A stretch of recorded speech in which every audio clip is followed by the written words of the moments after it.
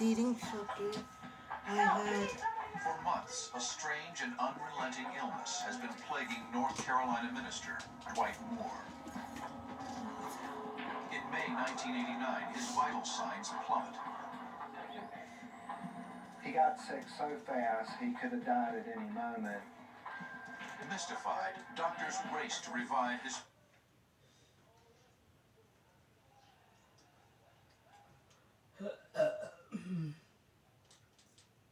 not been long enough that he should go under the knife again. They had said that it would just be routine surgery, here again, half hour to 45 minutes. And we were waiting in the waiting room, all of us together. And it had been maybe an hour to an hour and a half, and none of the surgeons had come out to talk to us at all. A half hour or so after that, the doctors did come and said that it was very strange that when they went to do the surgery that they had been through, basically all of his intestines, and that they couldn't find the blockage, that it was gone all of a sudden, and that was strange, and that they didn't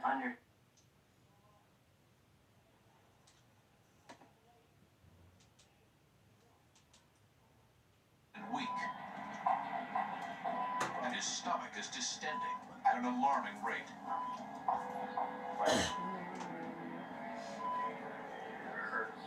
They had determined that through some tests that he had a blockage with his intestines.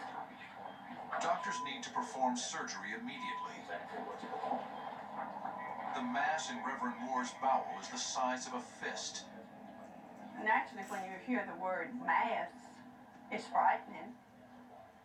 Our first reaction was, well, it must be cancer, when you hear the word mass. But the outcome of the surgery baffles the doctors. They said, that they went through all of his, all of the intestines, that there was nothing there. No blockage at all. When we got the word from the doctors that they didn't find anything, I thought that was kind of strange, and it was just kind of left open-ended. They didn't really have a cause for why he got sick. Incredibly, whatever was causing the Reverend's illness simply vanished. How could such a large mass suddenly disappear? No, it deteriorated. And if it isn't cancer, what is making Reverend Moore so ill? Let me see eyes. Open up. I had no rationale for it. I had been a healthy person and never experienced anything like this. So it was simply a total mystery. After the surgery, Moore's condition improves and his appetite returns. Blanche's home-cooked meals are a welcome relief after the hospital's bland food. Yes, he got better. Almost back to normal. But the mystery of his unusual illness is only just beginning. 3 weeks later, Reverend Moore's symptoms return.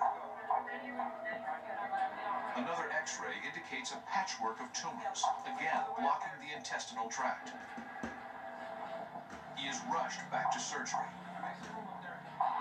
And he hadn't fully recovered from the last surgery. I don't know exactly how long it had been, but it had not been long enough that he should go under the knife again. They had said that it would just be routine surgery, here again, half hour to 45 minutes. And we were waiting in the waiting room, all of us together. And it had been maybe an hour to an hour and a half, and none of the surgeons had come out to talk to us at all. A half hour or so after that, the doctors did come and said that it was very strange that when they went to do the surgery that they had been through, basically all of his intestines, and that they couldn't find the blockage, that it was gone all of a sudden, and that was strange, and that they didn't understand. We didn't know what was going on, why he was ill, but we were just concerned that he was going to make it through.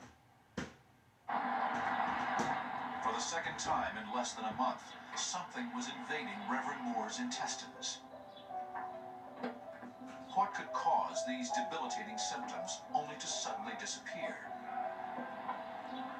Is this a strange new illness that doctors don't recognize? Is there something they are overlooking? After the trauma of 2 major surgeries, Reverend Moore is so ill he is unable to care for himself, and doctors still don't know what is attacking his body. After Dwight's second surgery, it was decided that he would come up here and stay and recuperate. He was very weak and still under the doctor's care, really. So he knew that he had to have some help. Blanche wanted him to go on back home and let her take care of him. But he did not want to do that because him being a minister and them not being married, it would not look right. And so he came to stay with us. The separation strains the Reverend's relationship with Blanche. For that 3-week period that I was there, Blanche never called me. But Blanche may have had good reason. She had recently suffered a deep loss when her previous boyfriend died from a serious illness. She did tell me that it was just a friendship that had endured for a good number of years. And shortly after we began talking to each other, Raymond Reed became ill and was hospitalized. The Reverend also knew the man and felt the loss, but Blanche was devastated by his death. Perhaps she fears that bad luck is following her. After several weeks at his sister's home, Reverend Moore's health was improving. He had not gained his weight back, but he was eating well and getting around well and feeling well. So we thought everything was all right then. So he went back home shortly after the first of the year. Reverend Moore's health slowly continues to improve. And soon the happy couple is reunited. Around the middle of February, things seemed to be back on a pretty even keel. So we began again to talk about getting married.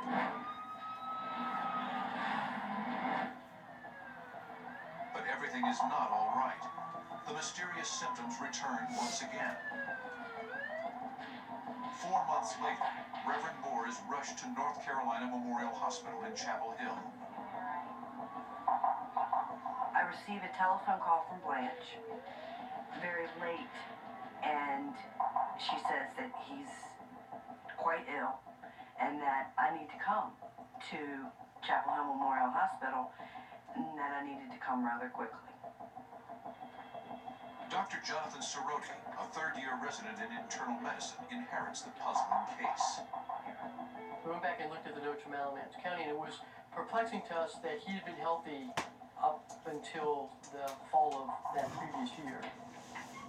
So he then had a long period in the winter where he did reasonably well, and now again came back in the spring with the same type of problem.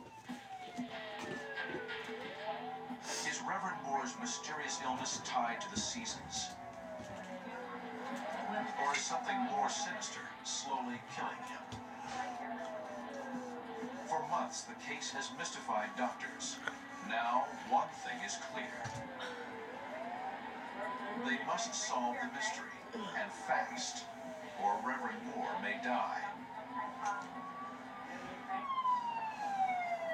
In May 1989, Reverend Dwight Moore is rushed to North Carolina Memorial Hospital with a mysterious illness doctors are unable to identify.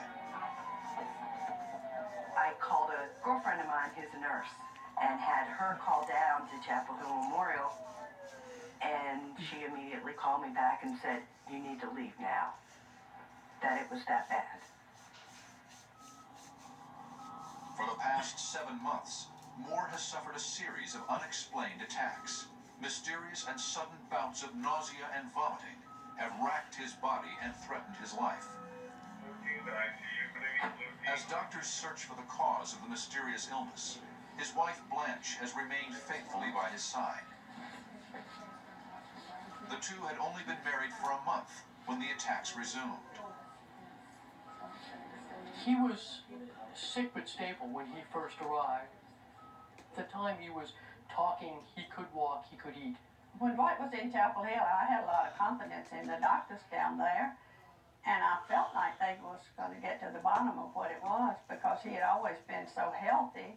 I couldn't imagine why he would suddenly develop this condition that nobody could fix.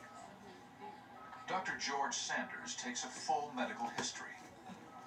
He said that he kept on having bouts of nausea that would wind him up in the emergency room. I think that's an interesting thing. This one piece will make 52 layers. Watch on mobile devices or the big screen. All for free. No subscription required.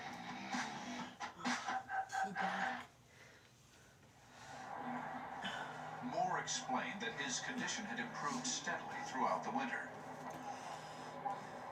By spring, he'd resumed duties as minister of his local church. He had also felt healthy enough to visit his son in New Jersey. It was Doug Moore's first visit with his new stepmother.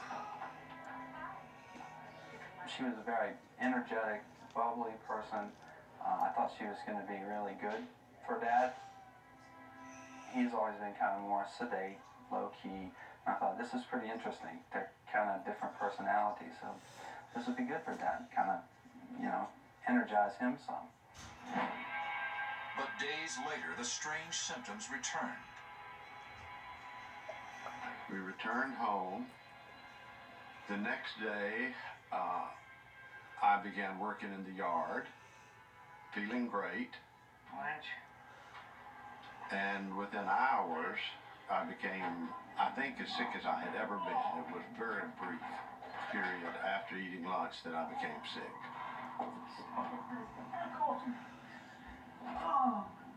So our biggest frustration was, one, not knowing what was wrong with Reverend Moore. Two was going back and looking at his evaluation and knowing that that's exactly what we would have done. And so at that point in time, it became difficult to figure out what we could add or do differently that wasn't done previously that could help figure out what was wrong with him. What is attacking Reverend Moore's body so viciously? He was obviously septic. All the symptoms suggested infection widespread in the bloodstream called sepsis. When people get infection, it's caused by a bacterium that's in the bloodstream and we do not know about it. Now, there are times when you have sepsis that has been caused by some other process, such as chemotherapy causing the white cell count to go low, and then the person comes in with infection. But we had no source, and we did not know what caused the sepsis. Doctors are perplexed. What is triggering this raging infection? We got blood cultures, urine cultures, and we put him on several different antibiotics to cover whatever that infection would be. They also keep close watch on his blood pressure and respiration, which had fluctuated during previous hospital stays. He was becoming more and more frustrated with events over time as he would get sick for these long periods and then get better for no reason, and no one had told the family or given him a good explanation as to what was going on, and so we didn't want to have that happen again here if we could help it.